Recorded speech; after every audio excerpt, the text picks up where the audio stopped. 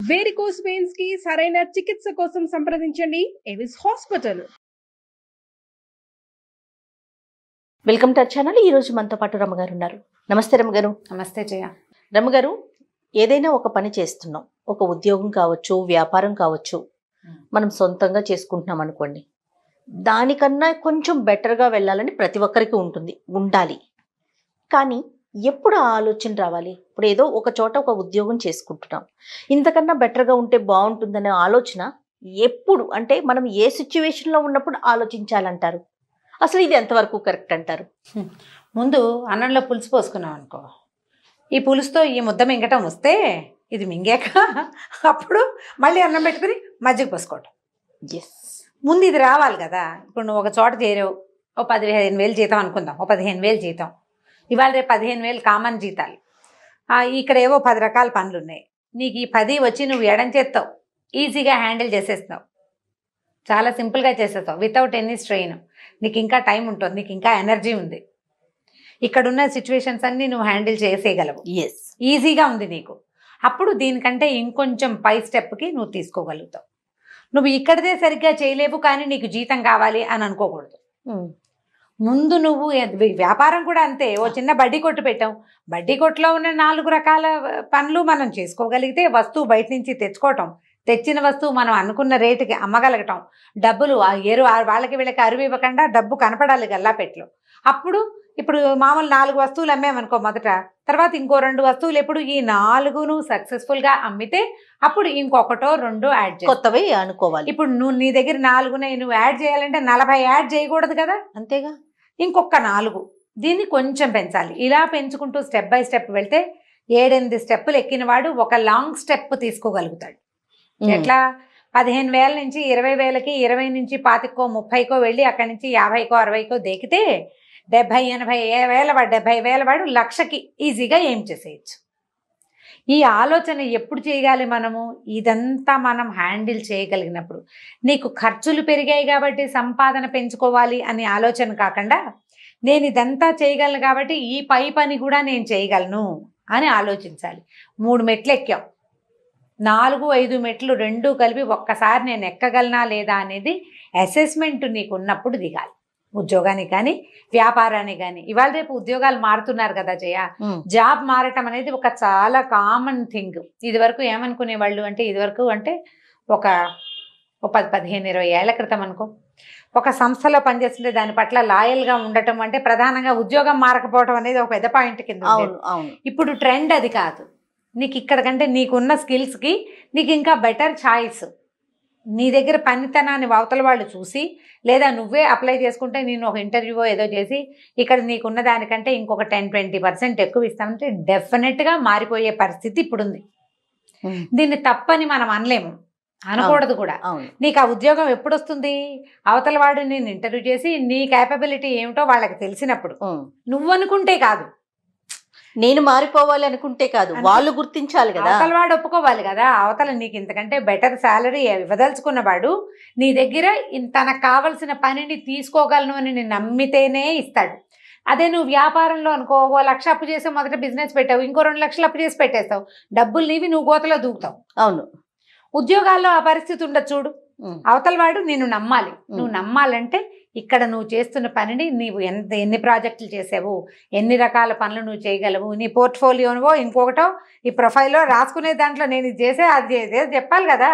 ఇన్ని కత్తులు దూయటం నాకు వచ్చు, ఇన్ని రకాల కాయలు తరుగుతాను నేను అనేది చూపించాలి. అంతే కదా, చూపిస్తేనే కదా. మరి నాకు అనిపిస్తుంది రమ్మగారు, ఇప్పుడు మనం కొత్తది అనుకుంటున్నాం, అక్కడ కూడా కొన్ని కత్తులు ఉంటాయి. ఎందుకుండవు? అవి కొత్త కత్తులు, కొత్త కాయలు అవన్నీ ఉంటాయి. కొబ్బరికాయలు కోయటానికి పిల్లల్ని పిలుస్తారు జయ ఊళ్ళల్లో. కొబ్బరికాయ కోసేవాడు ఎవడంటే, వీడు ఎవరి దొడ్లోకైనా వెళ్ళి ఈజీగా కాయలు కోసేసుకొచ్చేసేవాడు ఎవడైనా ఉంటే వాడు అఖండ మేధావి అనమాట.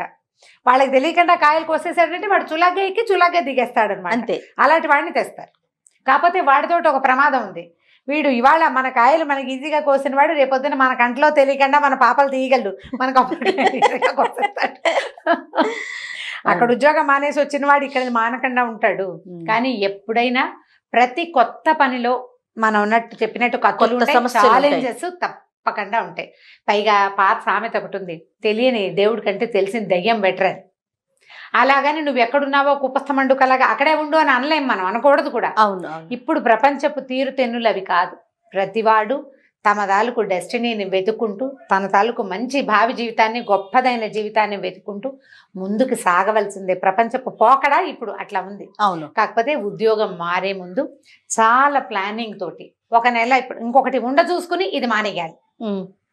తర్వాత ఇక్కడ ఇష్యూస్ వచ్చి మానేసే ప్రయత్నం చెయ్యదు. నువ్వు ఇక్కడ ఇష్యూస్ తెచ్చుకుని ఇక్కడ ఏదో ప్రాబ్లమ్స్ తోటి ఉండి నువ్వు కనుక ఇంకొక చోటకి వెళ్ళాలనుకుంటే నీకు అక్కడ రావా ఇష్యూస్? కొత్త ఇష్యూస్ వస్తాయి. నువ్వు చేయకుండా ఉండాల్సిందేంటి? ఇష్యూస్ క్రియేట్ చేసుకోకూడదు ఎవరైనా సరే. ఎక్కడైనా ఎలా అంటే మనం చిన్న చిన్న గ్రూపులు కట్టడము, ఒకళ్ళ మాట ఒకళ్ళ దగ్గర చెప్పటము లాంటివి ఉద్యోగస్తులు చేయకూడదు. దానివల్ల ఒక బ్యాడ్ నేమ్ మీ వెనకాలే మీకు కనపడకుండా నీడలాగా వచ్చేస్తుంది, వెంటాడుతుంది. మనకు కనపడదు. మన నీడ మనం ఎప్పుడు చూసుకుంటాము? ఎప్పుడో ఒక ఎండాకాలపు వేళ చూస్తాం. సాధారణంగా మన నీడ మన వెనకాల ఉంటూ ఉంటుంది. ఈ చెడ్డ పేర్లు నువ్వు ఇలా గ్రూపులు కడతావని కానీ, నువ్వు అక్కడ ఇష్యూస్ తోటి బయటకు వచ్చావని కానీ, అది నీ వెనకాలే పరమ నిశ్శబ్దంగా చొక్కా వెనక భాగంలాగా వచ్చేస్తుంది. అది నీకు కనపడదు ఎప్పుడు. మిగిలిన వాళ్ళు చూస్తారు దాన్ని, నువ్వు దాన్ని దాచుకోలేకపోతావు. ఇష్యూస్ లేకుండా నీకు ఇక్కడ బాగుంది, ఇక్కడ బాగా సక్సెస్ అయ్యావు, బ్రహ్మాండంగా ఉన్నావు, అక్కడ ఇంకో బ్రహ్మాండ ఇక్కడ ఎవరో నేను పిలిచాడు, నీకు అక్కడ కూడా ఈ పని కంటే కొంచెం బెటర్ థింగ్, కాస్త డబ్బు ఎక్కువ, కొంచెం పని కూడా ఎక్కువ, నీకు ఇది ఈజీ, ఇక్కడున్న పని, ఆ కాస్త కష్టము నువ్వు పడగలవు, జామని తీసుకో. అవును. కొంతమంది ఇంకొన్ని సమస్యలు ఈ మధ్య నేను కూడా విన్నాను 2-3 సమస్యలు. ఈ ఆఫీసుల్లో కొంతమంది ఇబ్బంది పెట్టే జనం ఉంటారు. రెండో కంటి వాడికి తెలియకుండా ఒక్కళ్ళనే టార్గెట్ చేసి ఒక్కళ్ళనే పోక్ చేసే వాళ్ళు కనిపిస్తారు చేయ. అతను మామూలుగా మాట్లాడినట్టే ఉంటుంది, ఈ ఒకళ్ళకే తగులుతూ ఉంటాయి. వీళ్ళు భరించలేకపోతారు దాన్ని. చెప్పుకునేందుకు ఏం ఇష్యూ ఉండదు. ఈ ఇరిటేట్ అయ్యి ఉండలేక ఉద్యోగాలు మారాల్సిన అవసరాలు కూడా వస్తున్నాయి ఇప్పుడు.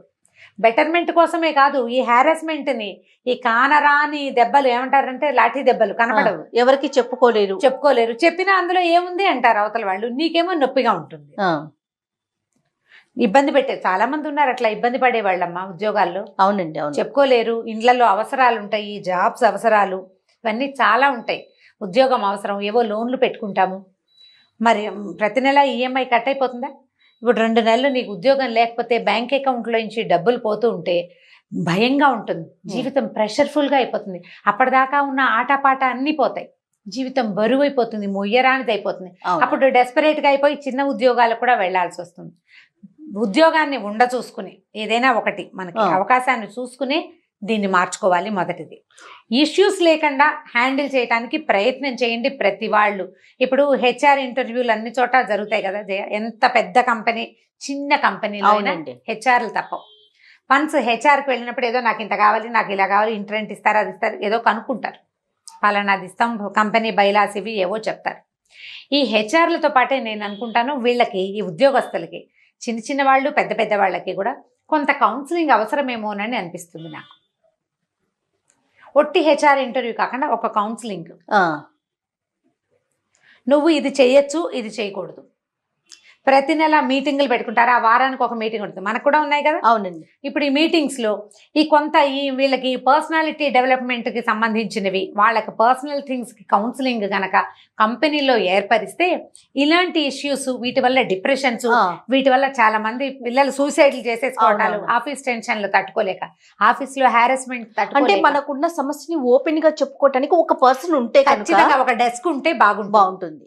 ఒక డెస్క్ ఉంటే ప్రతి దాంట్లోనూ క్యాజువల్ గా మాట్లాడేసరికి ఇంకా రకరకాల ఇష్యూస్ చూస్తాం కొన్ని.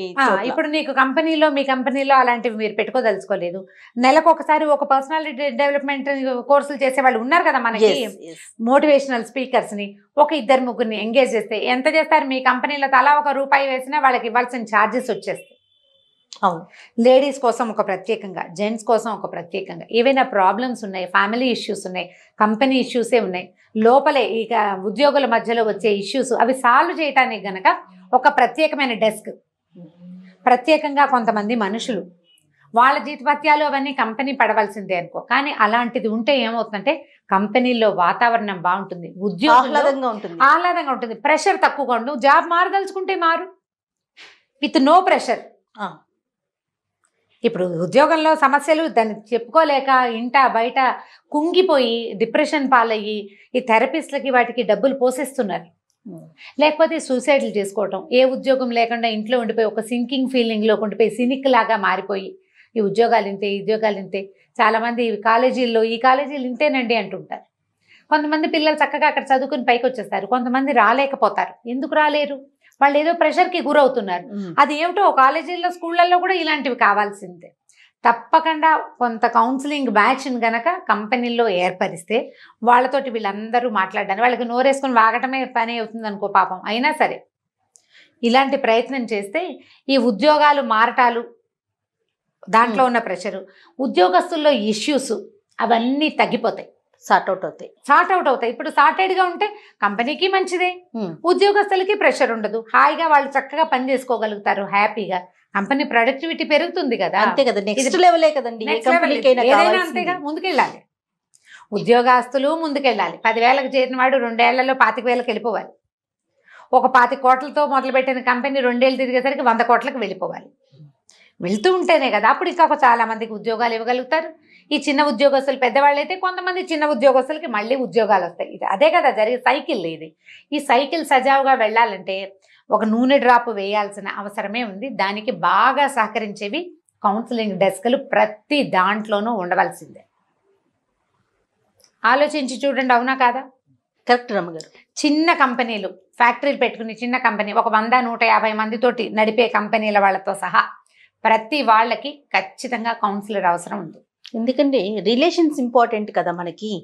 Relations important. మానవ జీవితం విపరీతమైన స్ట్రెస్కి గురవుతోంది. ఇప్పుడు ఈ స్ట్రెస్ని సార్ట్ అవుట్ చేసి ముందుకెళ్ళగలిగే అవకాశం ప్రతి ఉద్యోగికి ఇవ్వవలసిందే. ఈ ప్రయత్నం చేస్తే బాగుంటుంది, చాలా బాగుంటుందండి. ఇప్పుడు మనం వెస్ట్రన్ కంట్రీస్ లాగా వచ్చామా వెళ్ళామా అన్నట్లు ఉండం. ఒక ఆఫీస్లో చేసినా లేకపోతే మనం ఓన్గా బిజినెస్ చేసుకుంటున్నా కూడా రిలేషన్స్ ని కూడా మెయింటైన్ చేసేస్తాం. అవును, చుట్టుపక్కల వాళ్ళతో ఇష్యూస్ కూడా స్టార్ట్ అవుతాయి మీరు అన్నట్లుగా. కానీ చాలా మంచి అడ్వైజ్ అండి రమ్మ గారి, బాగుంది, చేయొచ్చు. ఇది మంచి ఆలోచన కదా, మంచి ఆలోచన.